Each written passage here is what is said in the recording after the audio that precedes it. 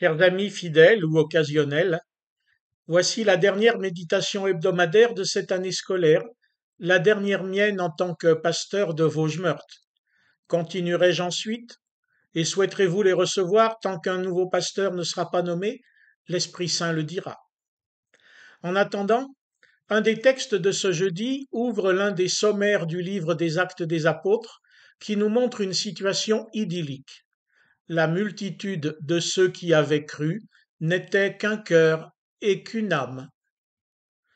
Suit la description d'un partage généralisé de tous les biens afin qu'il n'y ait aucun pauvre dans l'Église. Mais un peu plus loin, on nous donne un exemple, preuve que tous ne faisaient pas, et un contre-exemple, preuve encore plus claire. Et puis, il suffit de nous regarder nous-mêmes. La multitude de ceux qui avaient cru se retrouve divisée entre catholiques romains et pas romains, orthodoxes grecs, russes et d'autres patriarcats, protestants réformés et luthériens, quoique unis mais pas dans leur tête, baptistes de plusieurs fédérations, évangéliques de toutes sortes, pentecôtistes de plusieurs dénominations, anglicans, kimbanguistes, adventistes, etc., sans compter témoins, mormons et autres.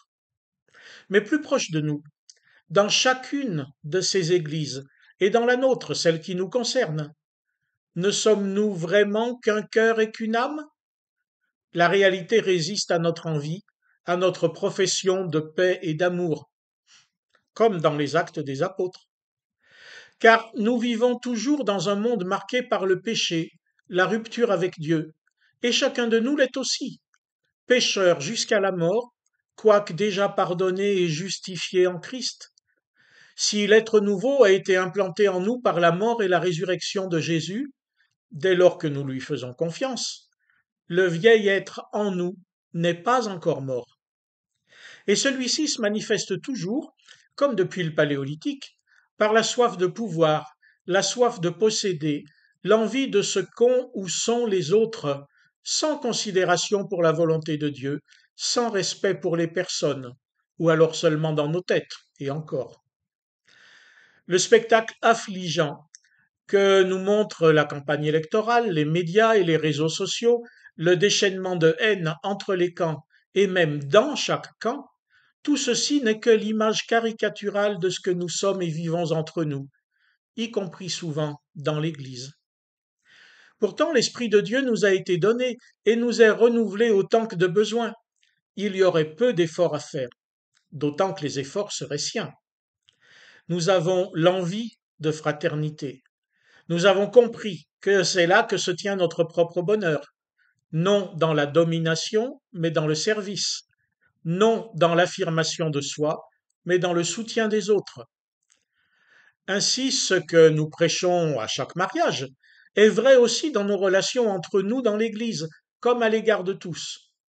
Chacun de nous en exaspère d'autres et est aussi exaspéré par d'autres. Il ne faut pas rêver d'être des anges, mais il faut passer par-dessus ça. Il faut libérer l'être nouveau en nous. Comme l'écrivait l'apôtre Paul, dans l'humilité, estimez les autres supérieurs à vous-même.